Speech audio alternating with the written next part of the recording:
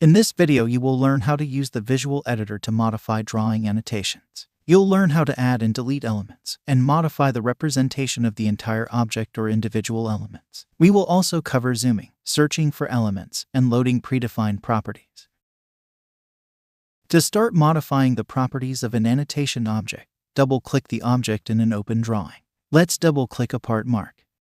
As you can see, the property pane will open and show the current part mark properties. Let's load predefined properties for the part mark. To do that, select a property file from the list at the top.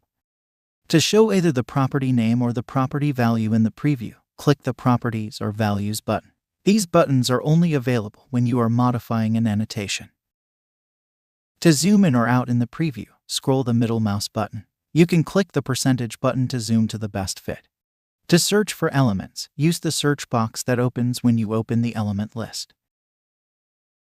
Note that the available elements vary according to the type of the selected object. To delete an element, click the Delete button here. You can modify the representation of the whole annotation or an individual element. You can also modify other properties, like the text placement and leader line type. Now the modified properties are highlighted in yellow in the editor. Click Modify to apply the changes in the selected part mark.